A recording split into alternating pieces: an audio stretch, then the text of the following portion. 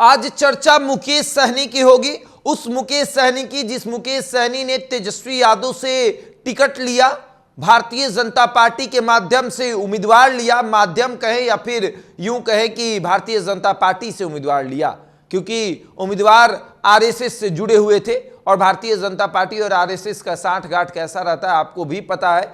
मुकेश सहनी ने के जो भी उम्मीदवार थे वो आरएसएस से जुड़े हुए थे, तो उसे आप कह सकते हैं कि भारतीय जनता पार्टी से उम्मीदवार लिया, लेकिन जनता से वोट लेना भूल गए या फिर जनता उन्हें वोट देना भूल गई। मुकेश सहनी ने लगातार ये प्रयास किया कि जनता उन्हें वोट दे दे, उन्हें चुनाव जिता दे, लेकिन ऐसा हुआ नहीं। मुकेश सहनी को वोट नहीं मिल पाया। तीनों उम्मीदवार बुरी तरीके से चुनाव हार गए। चाहे आप पूर्वी चंपारण की बात कर ले या फिर झंझारपुर की बात करें या फिर गोपालगंज की बात करें, सभी जगहों पर मुकेश सहनी के उम्मीदवारों की बुरी तरीके से हार हो गई।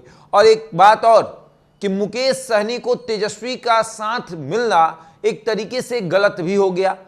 कई सीटों पर मुकेश सहनी की वजह से तेजस्वी चुनाव हार गए, क्योंकि तेजस्वी को यह लग रहा था कि सहनी वोट ट्रांसफर होगा। झंझारपुर में सहनी वोट ट्रांसफर नहीं हो पाया जिस तरीके से होना चाहिए था। अगर तेजस्वी नहीं रहते तो वहां राजद का उम्मीदवार रहता, फिर यादव वोट एक तरफा होता। गुलाब यादव चाहकर भी यादव वोट नहीं काट पाते, लेकिन गुलाब यादव ने यादव वोट को काट दिया और वहां पर सहनी वोट ट्रांसफर नहीं हो पाया। कई जगहों पर ऐसा देखा गया कि सहनी वोट ट्रांसफर नहीं हुआ।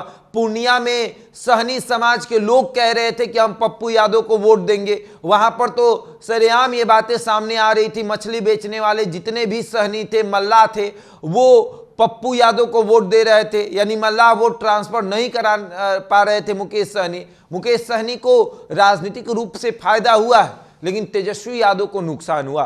तेजस्वी यादव ने एक ऐसा दोस्त बनाया जो राजनीतिक रूप से खत्म हो चुका है, जिसके बारे में यह चर्चा होती है कि जब जब वो चुनाव लड़े हैं तब तब चुनाव हारे हैं। इसीलिए मुकेश सहनी ने इस बार चुनाव नहीं लड़ने का डिसीजन लिया कि हम इस बार चुनाव नहीं लड़ेंगे, क्योंकि उन्हें पता था कि अगर इस बार चुनाव हार गए तो फिर लोग कहेंगे कि ये आज तक जीता ही नहीं है।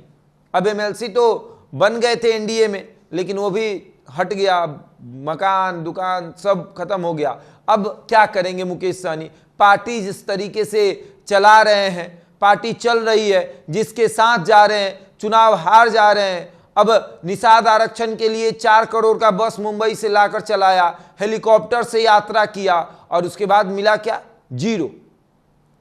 तेजस्वी के साथ हेलीकॉप्टर लेके घूमे, लेकिन मिला क्या? जीरो।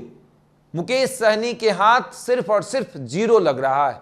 तेजस्वी ने 3 टिकट दिया कि जाइए इस बार जीत जाइए। सभी इंडिया गठबंधन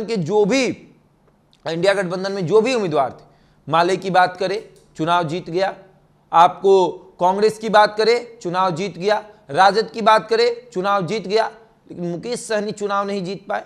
एक भी उम्मीदवार इनका अच्छा प्रदर्शन नहीं कर पाया।